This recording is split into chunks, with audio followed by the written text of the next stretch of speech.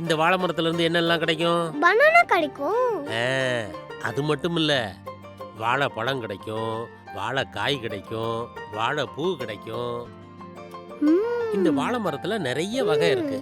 ஒவ்வொரு வகையிலையும் ஒவ்வொரு மருத்துவ குணம் இருக்கு. வாழையில எல்லா பாகங்களையுமே நாம பயன்படுத்தலாம். உதாரணத்துக்கு இலைய போட்டு நாம சாப்பிடலாம்.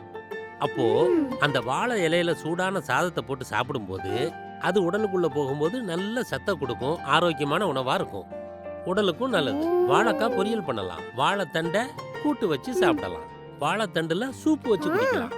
சிறுநீரகத்துல இருக்கக்கூடிய கல்லை கூட அது கரைக்கும். அவ்வளவு மருத்துவ குணம் இருக்குது. வாழை மரத்தை பத்தி வேற ஏதாவது சந்தேகம் இருக்கா? இல்ல தாத்தா, நீங்க எல்லாமே சொல்லிட்டீங்களே. நான் கூட சாதா லீஃப் நினைச்சேன்.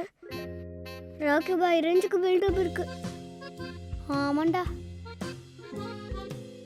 நான் கூட வெறும் இலைன்னு நினைச்சேன். இதுல இவ்ளோ பெனிஃபிட்ஸா? சரி வாங்க தாத்தா, வேற ஏதாச்சும் போய் சுத்தி பார்க்கலாம். அடுத்த மரத்தை பார்க்க போவோம். வாங்க வாங்க.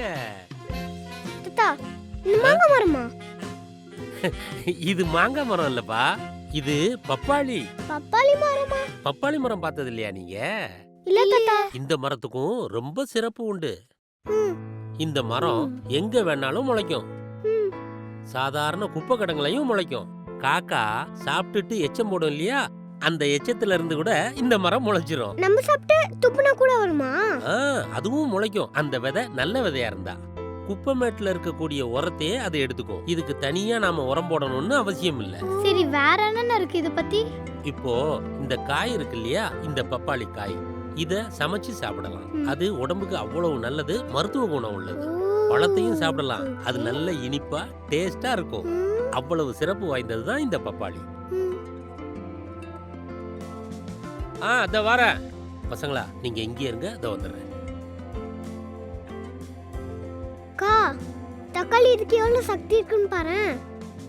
அது தக்காளி இல்லடா, பப்பாளி. வா போலாம். டேய்,